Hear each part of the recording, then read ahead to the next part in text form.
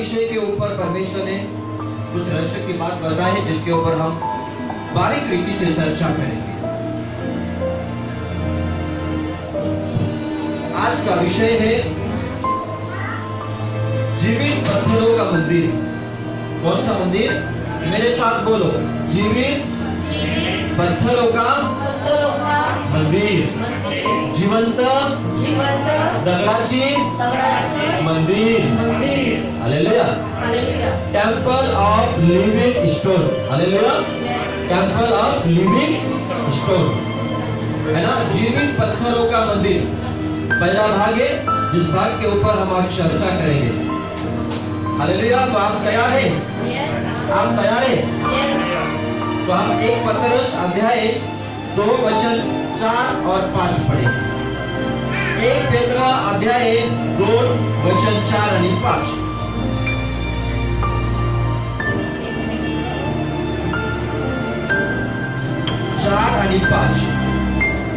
माणसांनी नाकारलेला तरी देवाच्या दृष्टीने निवडलेला व मौल्यवान असा जो जिवंत धोंडा त्याच्याजवळ येत असता तुम्ही स्वतः जिवंत धोंड्यासारखे आध्यात्मिक मंदिर असे रचले जात आहात, यासाठी की येशू ख्रिस्ताच्या द्वारे देवाला आवडणारे आध्यात्मिक यज्ञ अर्पण करण्यासाठी तुम्ही पवित्र याजकगण व्हावे। ध्यान से सुनना। पतरस यहाँ पे ध्यान से सुना, धीरे धीरे आगे जाएंगे, जिसके वजह से आपको बाइबल का वचन समझ सके। ठीक है? यहाँ पे पतरस उस जीवित पत्थर के बारे में जिक्र करता है या बताता है जो जीवित है। उस पत्थर के बारे में कहता है जो जीवित पत्थर। आपको पता है आज जो पत्थर को हम देखते हैं ये निर्जीव है। क्या है ना? आज आप कुछ पत्थर आप हाथ में लेते हैं, रास्ते पे चलते वक्त समुद्र किनारे, जो पत्थर इस भौतिक जग में आज आपको दिखाई दे रहा वो निर्जीव है। क्या है? निर्जीव किसको कहते हैं? जिसके अंदर जान नहीं है, श्वास नहीं है, उसको हम निर्जीव कहते हैं। हालेलुया। पर पतरस यहाँ पे एक ऐसे पत्थर के बारे में बताता है जो जीवित पत्थर है। कैसा पत्थर है? जीवित पत्थर है। और सबसे पहले वचन 4 में पतरस कहता है यीशु के बारे में, सबसे पहले यीशु के बारे में बताता है। किसके बारे में? वचन 4 में यीशु के बारे में बताता है, और वचन 5 में आपको और मुझे या संपूर्ण मनुष्य जो बिलीवर्स है वो जीवित पत्थर है, इसके बारे में बताता है। वही जो यीशु मसीह के ऊपर विश्वास करता है। हालेलुया। और पत्थर कहने से आपको ये समझना होगा कि पत्थर एक ऐसा पदार्थ है या एक ऐसा वस्तु है जो कड़क रहता है। कैसा रहता है? कैसा रहता है? कड़क रहता है। और पत्थर जो है ना, पुराने जमाने में या आज से लेकर 100-150 साल पहले पत्थर का बहुत यूज किया जाता था, इस्तेमाल किया जाता था। आज भी करते हैं, पर आज घर बनाने के लिए पत्थर के जगह में क्या आ गया है? क्या आ गया है? ईंट। हालेलुया। ईंट, है ना, बिल्ड ज्यादा मराठी सांगतो। ईटा का इस्तेमाल करके आज घर बनाते हैं। पर पुराने जमाने में, और अगर बाइबल में देखने गए तो सारे चीज पत्थर से बना हुआ मिलता है। किससे? है ना, पत्थर से बना हुआ है। आज भी कुछ लोग पत्थर का इस्तेमाल करते हैं। 100-150 साल पहले ब्रिटिश लोगों ने बहुत यूज किया। आज भी पुणे में कुछ ऐसे चर्च है, भारत में कुछ ऐसे चर्च है, केवल पत्थरों से बना हुआ है। किससे? आपको समझ में आ रहा है? आज हम उसी पत्थर के बारे में चर्चा करेंगे। पर 2 पत्थर है, एक निर्जीव पत्थर और एक सजीव पत्थर। हालेलुया। एक बना हुआ जिसमें जान नहीं है, एक जो यूज में नहीं आता उसके बारे में, और एक ऐसा पत्थर जिसमें जान है, और एक ऐसा पत्थर जो परमेश्वर के लिए इस्तेमाल होने वाला है। क्या होने वाला है? इस्तेमाल होने वाला है। इसलिए मैंने विषय दिया जीवित पत्थरों का मंदिर। हालेलुया। अब ध्यान से सुना, मैं हिंदी में पढ़ना चाहता हूँ। उसके पास आकर जिसे मनुष्य ने तो निकम्मा ठहराया, परंतु परमेश्वर के निकट चुना हुआ और बहुमूल्य जीवित पत्थर है। अब ध्यान से सुना, जिसे मनुष्य ने तो निकम्मा ठहराया, यानी कि बेकार की ठहराई, परंतु परमेश्वर के निकट चुना हुआ और बहुमूल्य जीवित पत्थर है। यीशु क्या है? यीशु के बारे में सबसे पहले पतरस जिक्र करता है। मनुष्य ने तो उसे निकम्मा ठहराया। निकम्मा का अर्थ होता है उपयोग में नहीं आने वाला, कुछ बिना काम का, कुछ काम में नहीं वाला, निकम्मा। हालेलुया। उपयोग नशनारा, समझ में आ रहा है? पर पतरस कहता है मनुष्य ने उसे निकम्मा ठहराया, पर परमेश्वर की नजर में वो बहुमूल्य जीवित पत्थर ठहरा। सबसे पहले ध्यान से सुनना, बहुमूल्य कैसा? सब जन मेरे साथ बोलो, बहुमूल्य। बहुमूल्य बहुमूल्य का अर्थ होता है कीमती। क्या? यीशु एक ऐसा खड़क है जो जीवित तो है ही, पर अनमोल। क्या है? और इस अनमोल चीज को आप प्राप्त करने के लिए जानेंगे तो आप भी अनमोल बन जाएंगे। कितने लोगों को समझ रहा है? इस अनमोल जीवित परमेश्वर को आपने पहचान लिया ना, अनमोल जीवित चट्टान को आपने पहचान लिया ना, तो आप भी जीवित बनो, आप भी अनमोल बनो। तो ध्यान से सुनना, निकम्मा ठहराया परंतु परमेश्वर के निकट चुना हुआ बहुमूल्य जीवता पत्थर है। Praise the Lord. ध्यान से सुनना, पतरस ने ये जीवित पत्थर के बारे में जब बताया, पतरस ने जब इस जीवित पत्थर के बारे में जिक्र किया, तो इसमें एक प्रगटीकरण है। क्या है? जोर से बोलो, प्रगटीकरण है। हालेलुया। रेवलेशन है इसमें। और वचन 5, तुम भी आज जीवते पत्थरों के समान आत्मिक घर बनते जाओ। तुम भी आज जीवित पत्थरों के समान आत्मिक घर बनते जाओ। क्या बनते जाओ? जीवित पत्थरों के समान। अब ये जीवित पत्थर कौन है? मैंने आपको कहा कि यीशु मसीह है। हालेलुया। अब यीशु मसीह तो जीवित पत्थर है ही। अब पतरस कहता है इस जीवित पत्थर में तुम भी आत्मिक घर बनते जाओ। क्या बनते जाओ? आज आपको और मुझे इस जीवित पत्थर में आत्मिक घर बनना है। घर का अर्थ होता है एक मंदिर। क्या? एक मंदिर। ध्यान से सुना, तुम भी आप जीवित पत्थरों के समान आत्मिक घर बनते जाते हो, जिससे याजकों का पवित्र सम्मान बनकर। हालेलुया। अब यहाँ पे कहा है याजकों का पवित्र सम्मान बनकर।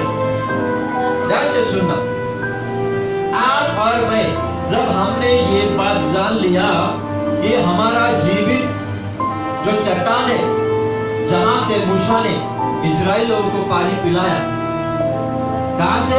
उस चट्टान पे से, उस खड़क पे से। वो खड़क कौन है? यीशु मसीह। और पतरस जिस बातों के बारे में यहाँ पे बता रहा है, वो खड़क भी, वो पत्थर भी यीशु है। ध्यान में सुनो। अब आप और मुझे, आपको और मुझे आज उस जीवित पत्थर में एक घर बनना है। घर का अर्थ आप मंदिर समझो या आप घर समझो, जिस घर को बांधने के लिए, है ना? मैंने कहा कि अभी तो ईंट की जरूरत था, पर उस जमाने में, पतरस के जमाने में पत्थर की जरूरत होती थी। किसके?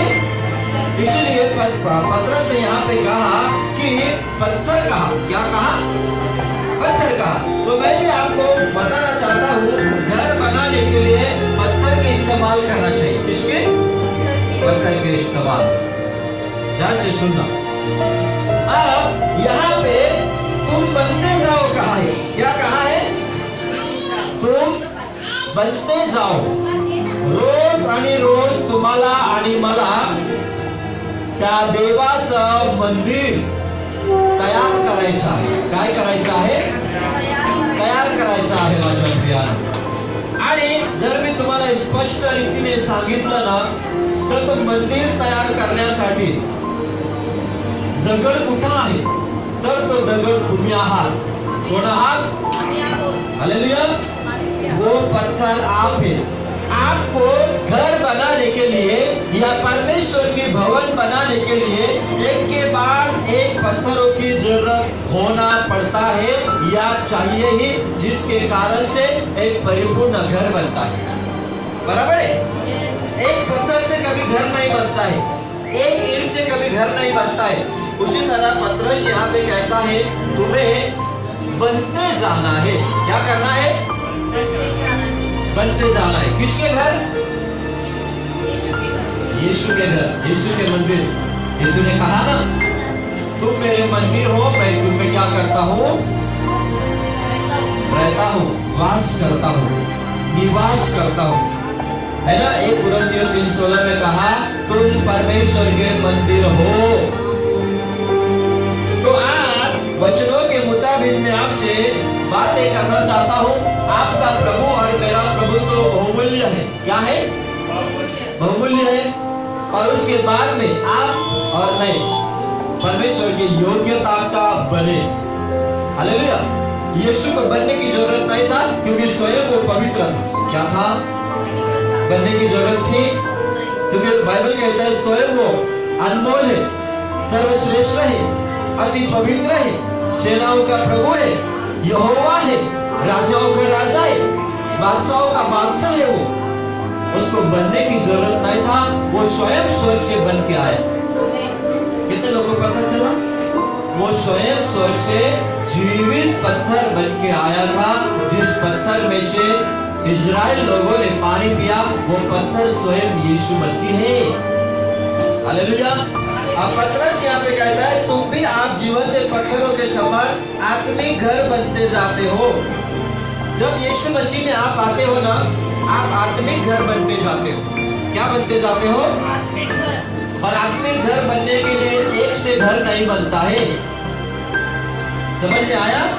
बहुत लोगों की जरूरत होता है, और बहुत लोगों में आप और मैं और आने वाले दिन में आपके द्वारा उद्धार पाए हुए लोग, मेरे द्वारा उद्धार पाए हुए लोग, आपके घर के लोग, आपके पड़ोसी के लोग, आपके सेवकाई में आए हुए हर एक लोग जो है, एक एक मिलके एक दिन एक परिपूर्ण घर परमेश्वर आपके जीवन में लेके आएगा। जो वचन कहता है कि स्वयं बहुमूल्य पत्थर यीशु मसीह के साथ रह के आप ऐसा कर सकते हो।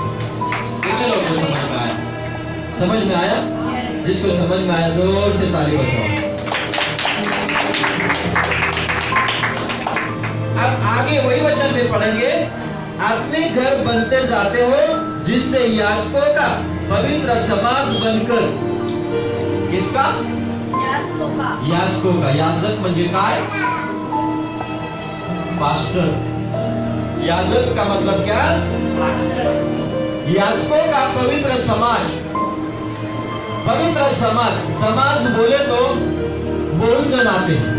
समाज बोले तो क्या है ना, हम कहते हैं ना हमको समाज में रहना है। समाज में रहने का अर्थ क्या होता है? सबके साथ रहना। किसके साथ रहना है?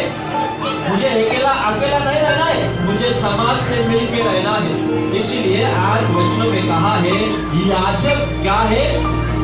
एक परमेश्वर का दास है, और जो आए हुए लोग हैं वो एक समाज है। क्या है?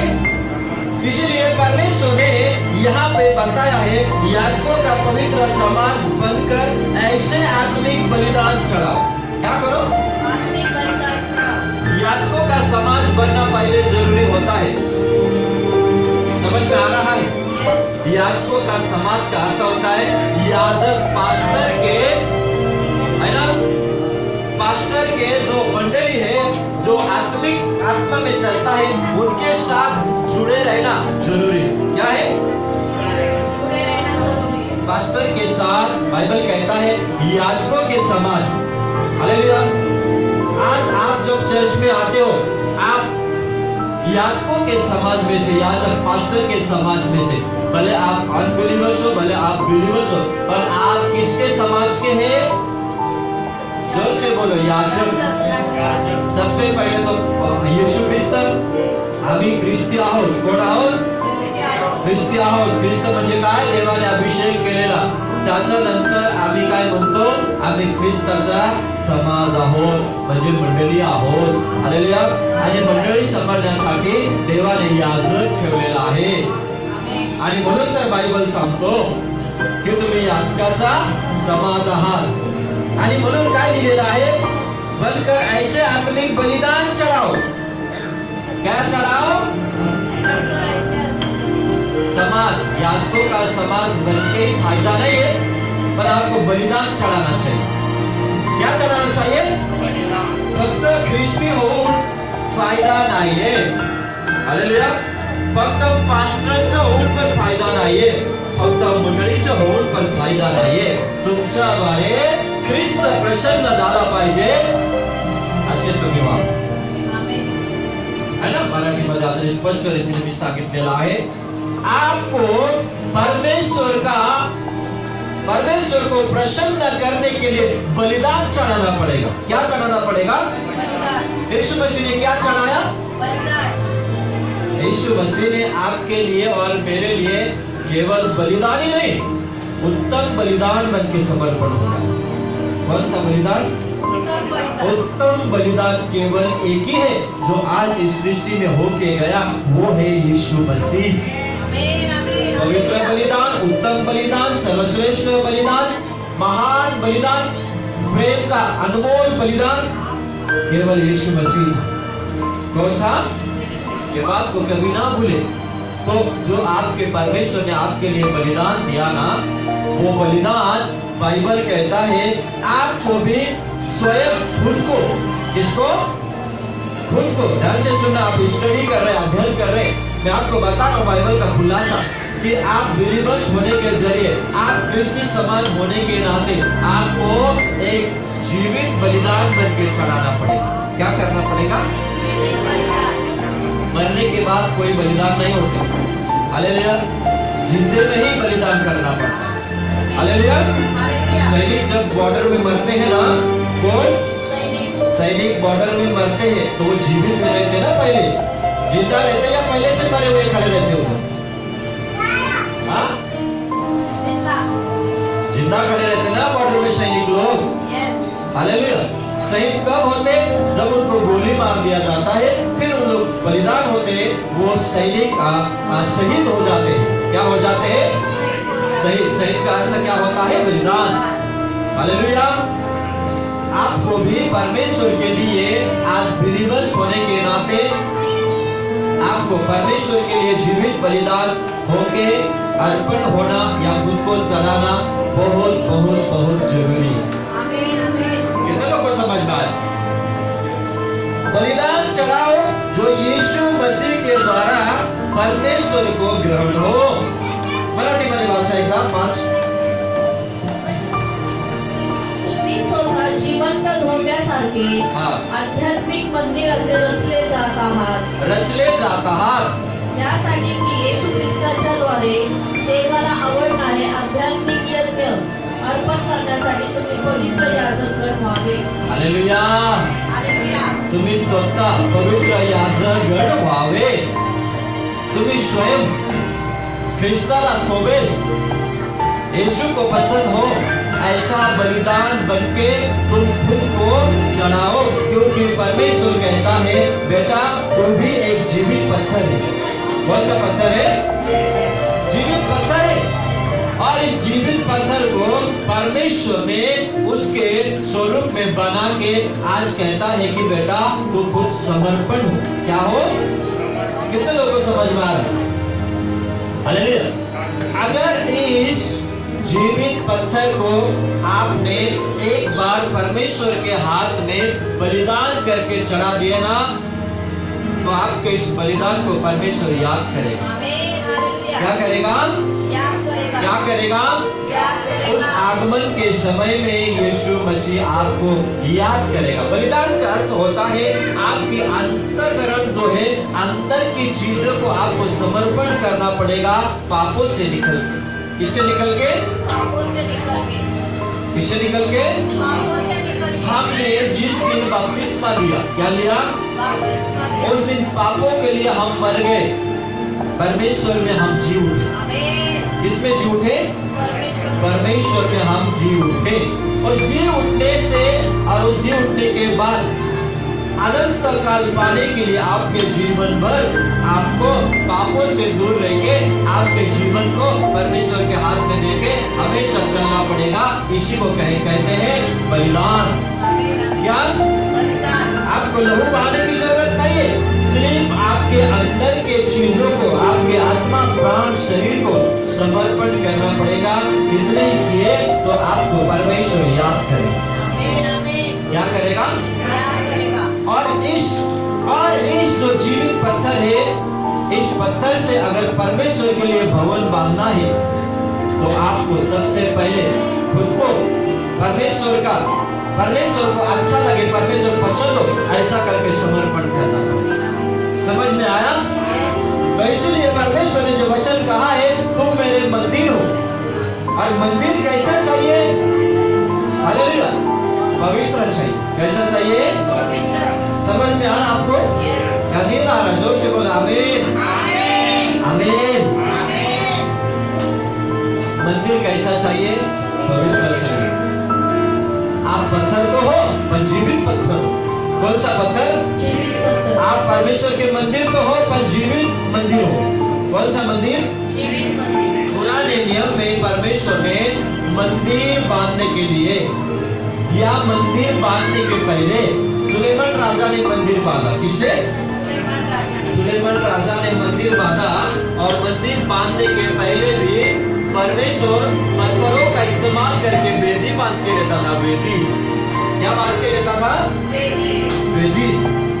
मूसा को जिस पर्वत पे लेके गया और जिस पत्थर पे 10 आज्ञा लिख के दिया, वो पत्थर ऐसा पत्थर था जहाँ पे वो पत्थर जाता था वहां पे मोशे और इजराइल लोग विजय होते थे, क्योंकि उस पत्थर में जीवित परमेश्वर का वचन था। क्या था? हाँ, बाइबल में देखो, आपको पता चलेगा। निर्गमन की पुस्तक अध्याय 4:34 वचन 1। निर्गमन 34:1। निर्गम 34:1 वाचा बरं.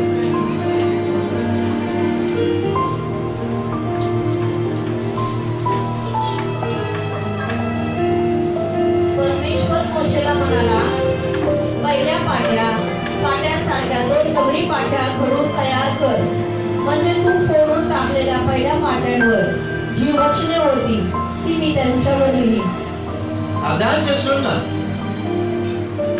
फिर परमेश्वर ने मूसा से कहा, पहली तख्तियों के समान पत्थर की 2 और तख्तियां गढ़ ले. तब जो वचन उन पहली तख्तियों पर लिखे थे जिन्हें तूने तोड़ डाला, वही वचन मैं उन तख्तियों पर भी लिखूंगा. ध्यान से सुनना.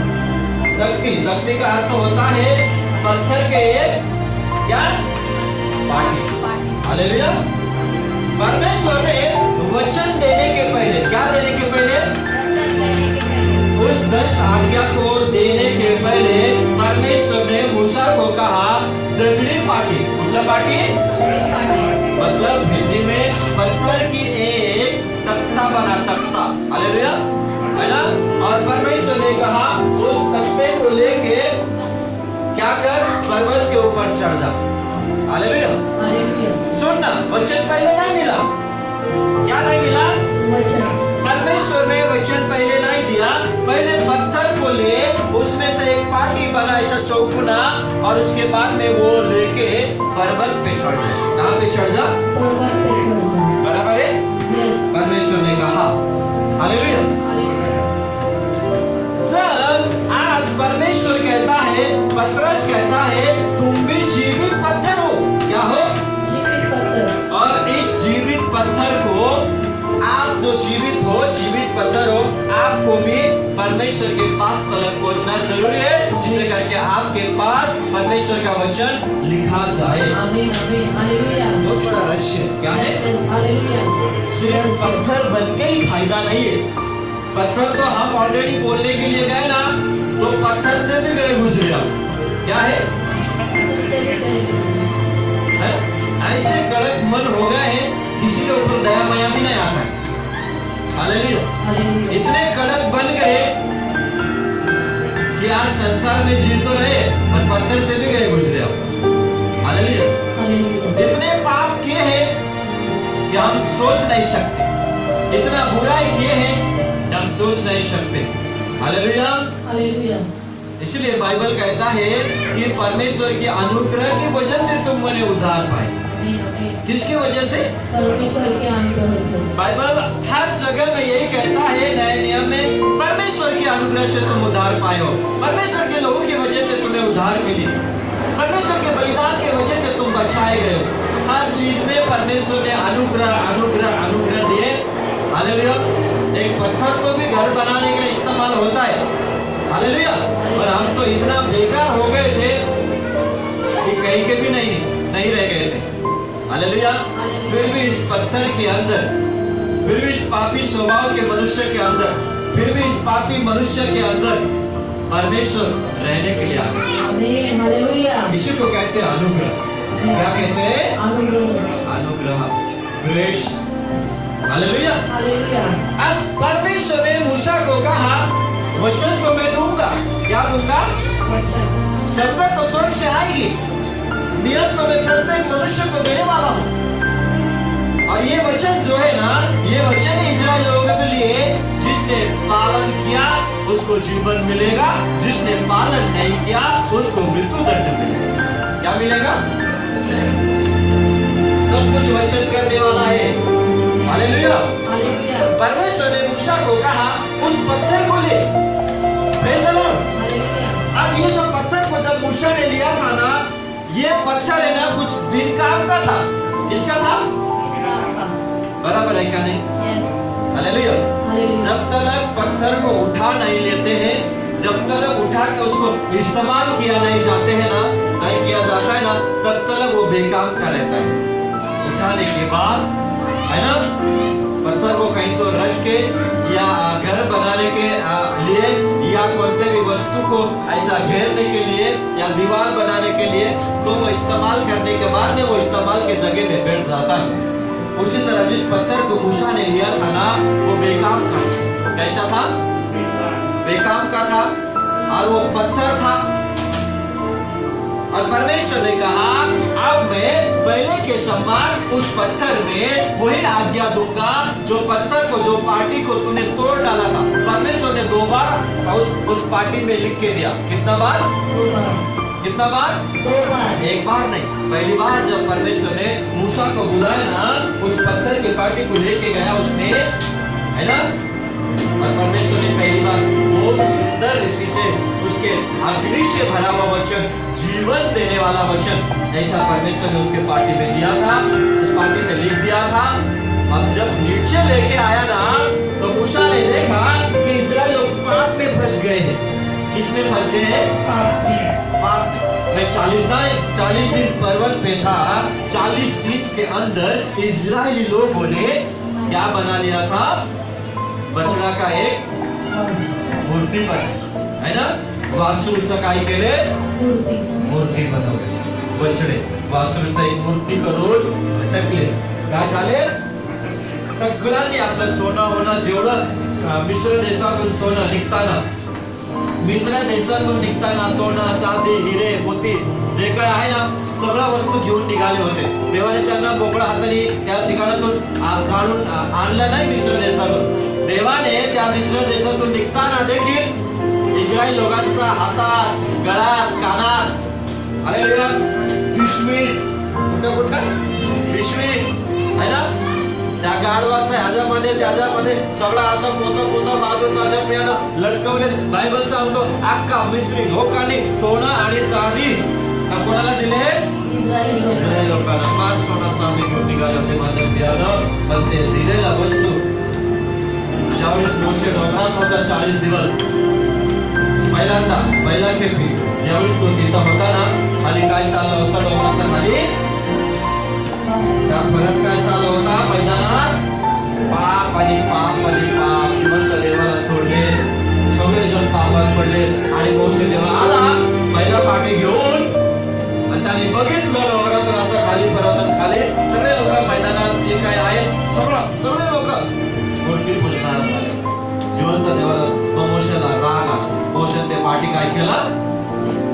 फेकून दिला वर्षात। आणि काही दिवसानंतर देव परत मोशेला म्हटला, बाळा झालं ते झालं, पुन्हा एकदा वर ये पहिला जसं मी वचन दिलं होता तसाच वचन पुन्हा एकदा मी तुला देईन. समजलं तुम्हाला? येस. देव क्षमा करतो, कृपा करतो. याचा अर्थ काय आहे? पहिल्यांदा चुकलं ठीक आहे, तरी मी दुसऱ्यांदा तुला वचन देत आहे. Hallelujah, hallelujah, hallelujah. हालेलुया. आणि परत तो जेव्हा गेला तर त्याने काय घेऊन गेला? पाट्या, दगडाच्या. दगडाचा पाट्या. पाट्या घेऊन गेला. हालेलुया.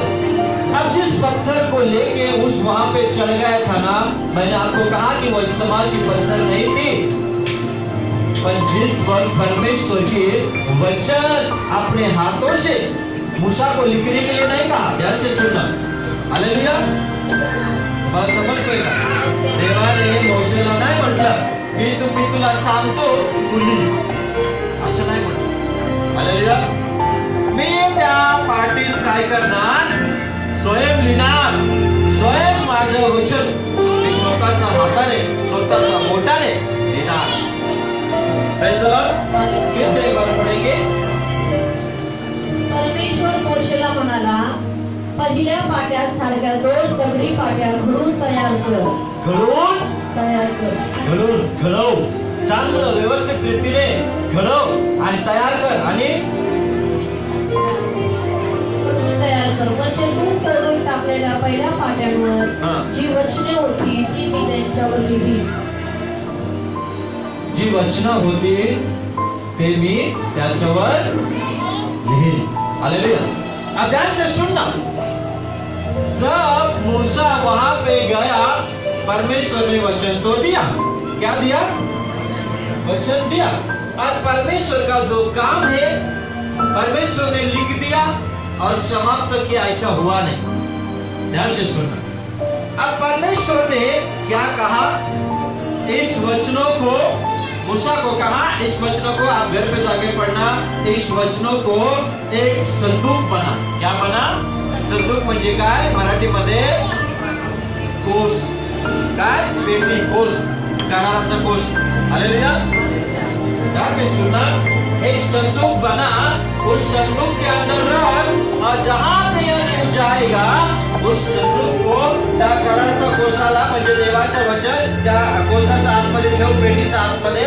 आणि जिथं कुठं तू जाशील तिकडं त्या वचनाला घेऊन जा. हालेलुया. Praise the Lord. जब मूसा वहां से उतरने के बाद में उसने 2 पाटी हाथ में लेके आया रहेगा या झोली में रख के लेके आएगा, मैं नहीं जानता. पर बाद में जब परमेश्वर ने मूसा को कहा, अब ये संदूक को मंडप के अंदर करार के कोष में, संदूक पे मंडप के अंदर रखना. और बाइबल कहता है जब ये पत्थर के जो वचन था, इस वचनों को उस संदूक को लेके इजराइल लोगों ने जहां जहां पे डेरा डाली, वहां वहां पे उन्हें विजय मिला. क्या मिला? विजय मिला. विजय मिला. किसके वजह से? केवल उस पत्थर में लिखे हुए वचनों के वजह से. हालेलुया. परमेश्वर ने लिख दिया और छोड़ दिया, ऐसा नहीं हुआ. लिखने के बाद में भी परमेश्वर के स्वयं परमेश्वर उनके साथ साथ चलता रहा. कितने लोगों को ध्यान में आए? यानी कि परमेश्वर जीवित इंसान के समान संग संग चला. कितने लोग को समझ में आया? क्या परमेश्वर चलता है? आपका परमेश्वर चलता है? आपका परमेश्वर देखता है? चलने के लिए तो देखना ही पड़ता है ना, नहीं तो गिर जाता है. क्या होता है? चलने के लिए आँख होना जरूरी है. क्या होना जरूरी है? आँख होना जरूरी है. और चलने के लिए पैर भी होना जरूरी है. हालेलुया. और चलने के लिए दिमाग भी होना जरूरी है. क्या जरूरी है? दिमाग. अगर दिमाग नहीं रहेंगे तो क्या कहते हैं? बोलो ना. दिमाग नहीं रहेगा तो क्या बोलते हैं? पागल. डोकंच नाही आला, वेळ आहे. काय? पिंड. क्या सर? हालेलुया. समझ में आ रहा है? दिमाग होना जरूरी है. और दिमाग को चलाने के लिए आत्मा भी होना जरूरी है. क्या जरूरी है? हालेलुया। और आत्मा चलने के लिए श्वास होना भी जरूरी है। आपको समझ में आ रहा है? तो मैं आज आपको पतरस ने जो कहा कि तुम भी जीवते परमेश्वर के जीवित पत्थर का मंदिर बनते जाओ। आज इस वचनों के अनुसार हमें प्रकटीकरण मिला। हम भी बेकार के थे, पर इस पत्थर के अंदर परमेश्वर का वचन आया। आज ये पत्थर भी जीवित बन गए। क्या बन गया? आज ये पत्थर, कौन सा पत्थर? आप हर एक जन को ना परमेश्वर स्वर्ग में ना एक पत्थर देगा। क्या देगा? आप बोलेंगे स्वर्ग के पत्थर है क्या? बाइबल कहता है, आप कहेंगे पास्टर स्वर्गात झाडं आहे का? झाडं? हालेलुया। आप पास्टर स्वर्ग में घोड़ा है क्या? घोड़ा? घोड़ा। हालेलुया। आप पास्टर घोड़ा तो है, रथ है क्या? रथ? हालेलुया। कितना आपको समझ में आ रहा है ना? अब तो इतना होशियार है। हालेलुया। उसके बाद में आप बोलोगे पास्टर स्वर्ग में ना थोड़ा थोड़ा सोना चाहिए मुझे काम पे। क्या चाहिए? ज्यादा नहीं, थोड़ा सा कुछ मिलेगा क्या पास्टर? प्रभु कहता स्वर्ग में तुझे सोना तो तेरे पैर के नीचे होगा। आमीन आमीन। किसके नीचे? पैरों के नीचे। जिस सोने को सिर के अंदर ऐसा कान पे रखा है ना, वो सोना तो एक दिन पैर के नीचे होगा। आमीन आमीन। सोने और चांदी और हीरे का तो रास्ता है स्वर्ग में का। आमीन हालेलुया। हालेलुया। कितना कुछ समझ में आ रहा है? आपको मैं बताना चाहता हूँ, स्वर्ग में आपको पत्थर दिया जाएगा। क्या दिया जाएगा? आप बोलेंगे पत्थर, पास्टर पत्थर लेके क्या करूं? मारूं क्या? चलो प्रकाशित वाक्य में जाएंगे हम। प्रकटीकरण 4:2-17 वाचा।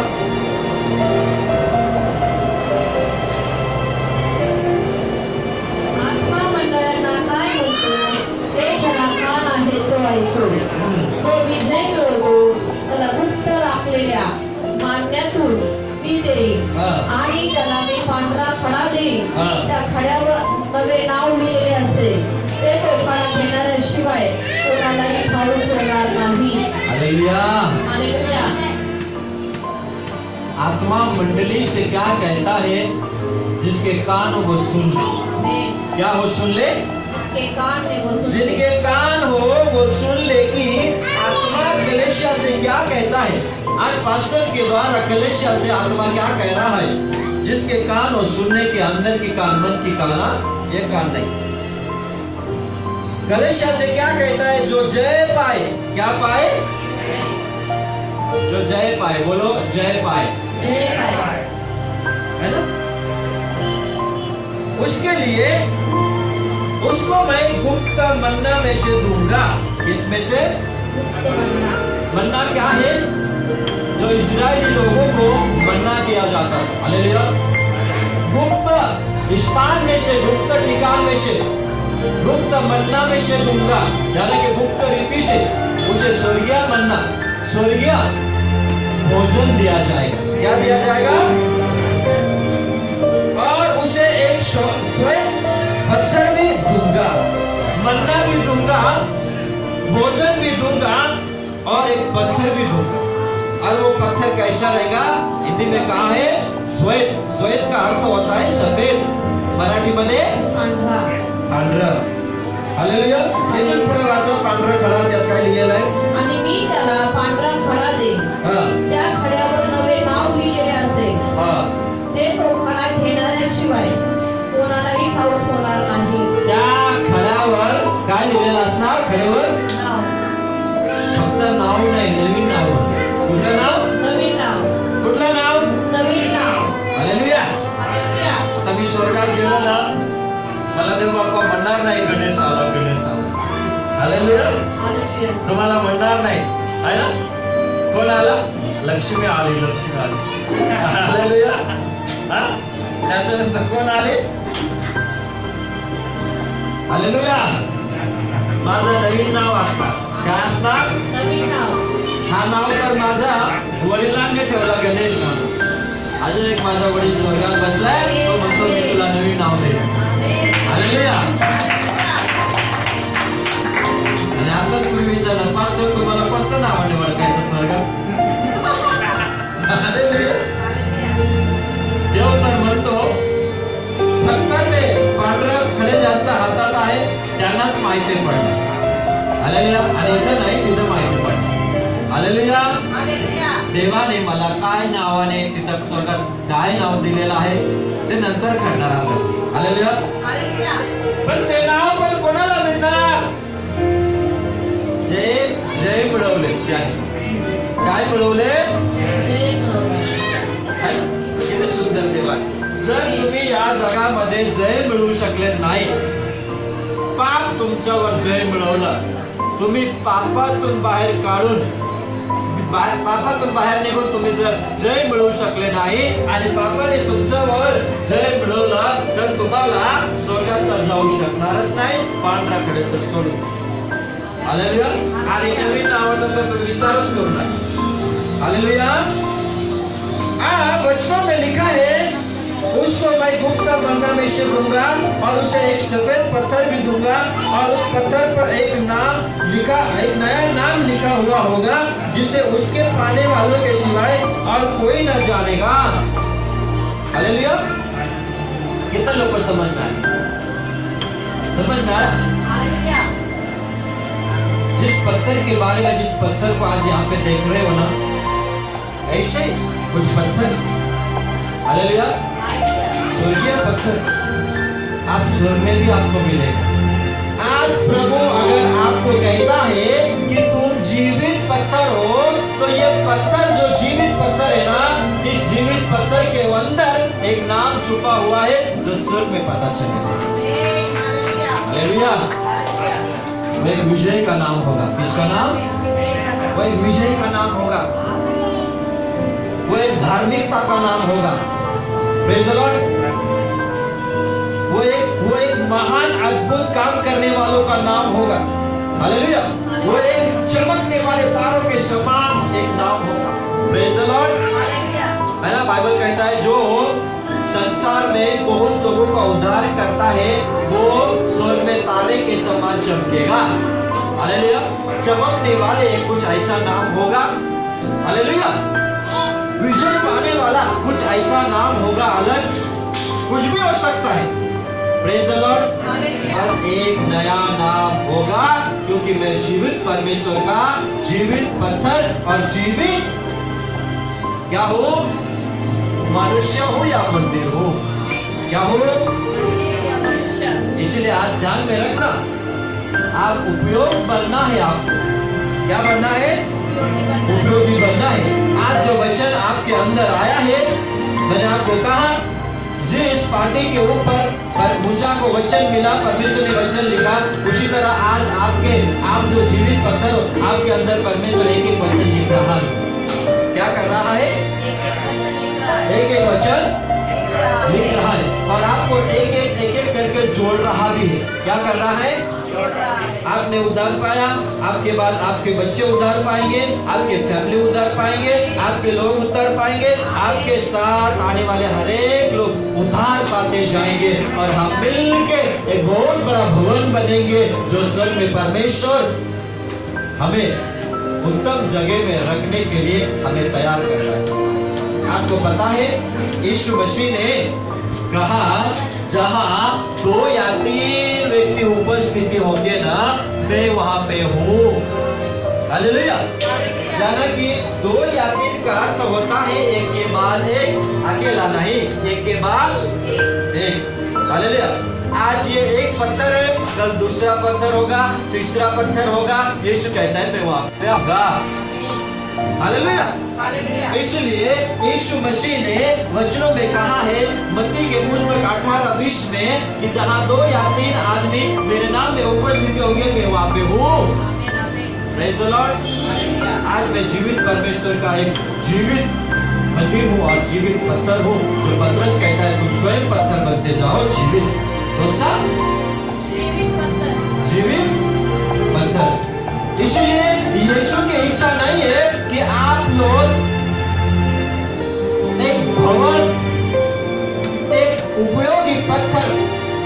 बनना चाहिए। यीशु की इच्छा नहीं कि आप कुछ बनो मत, यीशु की इच्छा है आप कुछ तो भी बनो। समझ में आया? यीशु मसीह ने जब शिष्यों को बुलाया ना, देखो मैं कहता हूँ यीशु मसीह ने कहीं पे भी अकेले का जिक्र नहीं किया। यीशु नहीं चाहता कि आप अकेले एक मंदिर बन के रहे। क्या बन के रहे? अकेले मंदिर बन के रहे। जहां जहां पे यीशु मसीह ने शिष्य को ज्ञान दिया, बुलाया, चुना, वहां पे आपको पता है जब यीशु ने शिष्य को भेजा ना सेवा करने के लिए 2 जन भेजा। कितने जन भेजा? एक के बाद 2, यानी कि एक जोड़। कितना जोड़? एक जोड़। हालेलुया। इसी तरह आज परमेश्वर की इच्छा है कि हम एक के बाद एक जीवित पत्थर जोड़ के एक परमेश्वर के मंदिर बन जाए। किसके मंदिर? परमेश्वर का मंदिर। कितने लोगों को समझ में आया? समझ में आया? समझ में आया? चलो मैं आपको थोड़ा सा बताना चाहता हूँ। हम जाएंगे यहोशू की पुस्तक, यहोशू का 8:30।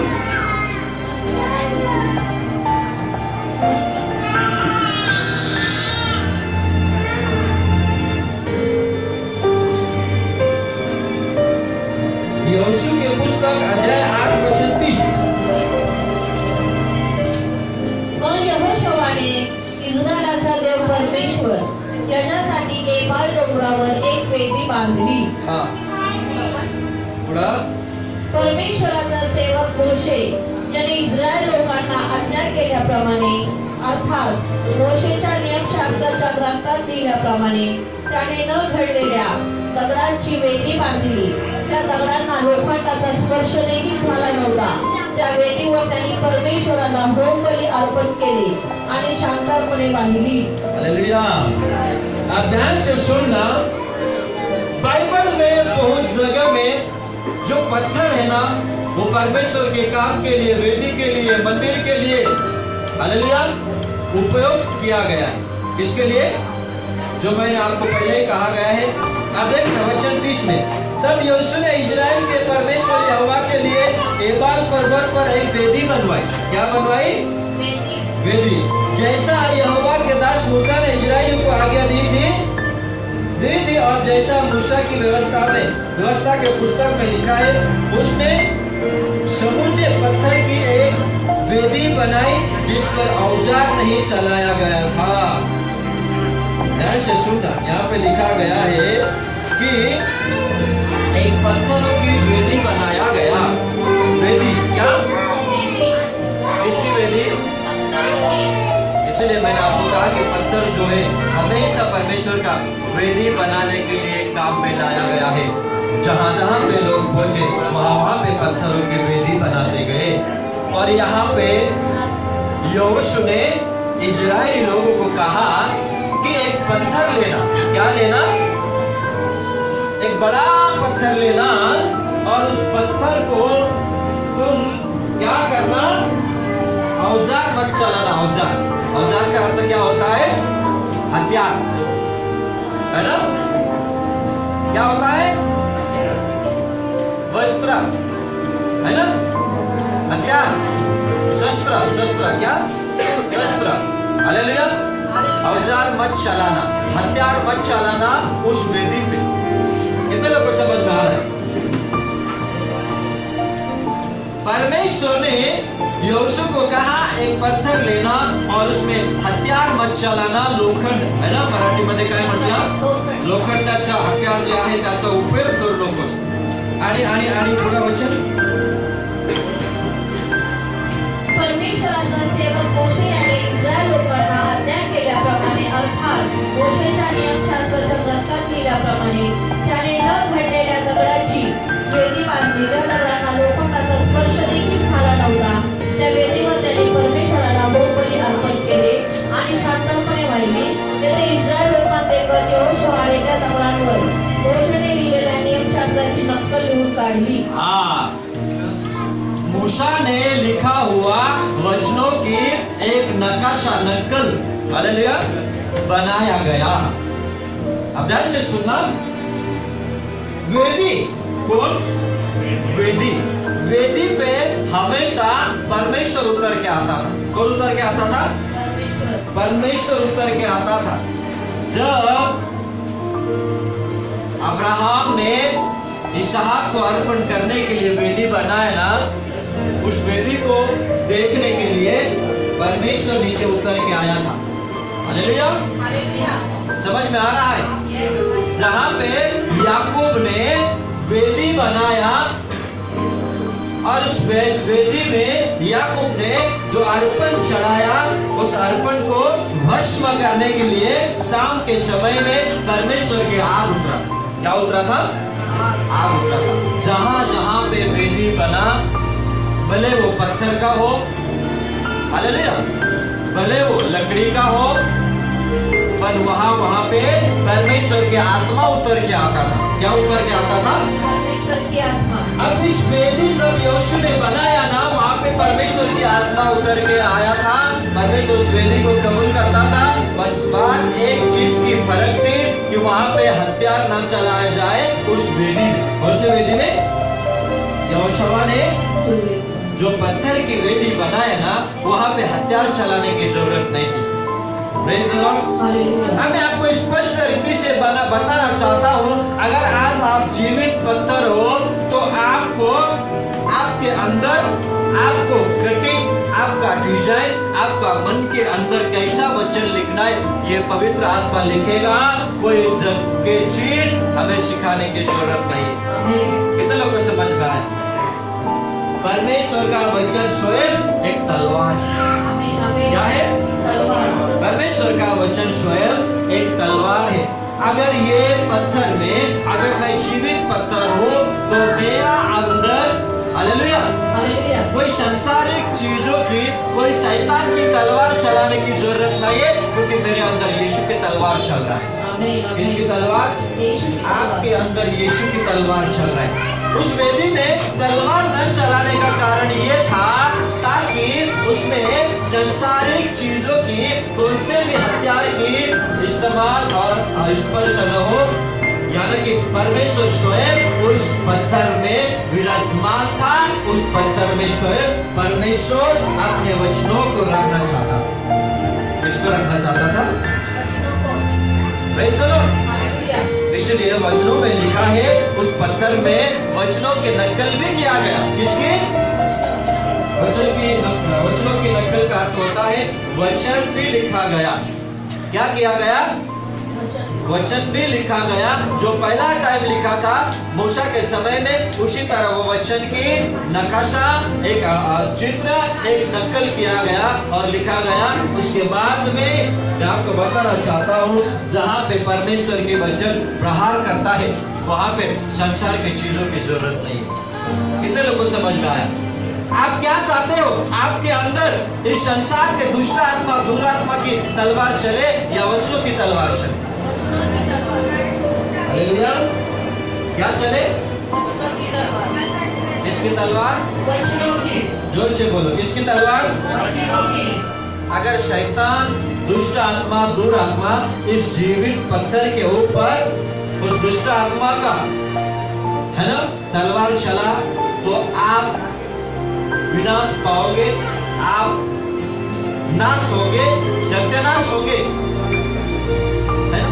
अगर परमेश्वर ने कह दिया खबरदार शैतान मेरे लोगों के ऊपर हथियार नहीं चला रहे, प्रेज़ द लॉर्ड। अगर परमेश्वर ने आज्ञा दे दिया है तो आप बच जाओगे। क्या होगा? क्या होगा? आप बच जाएंगे।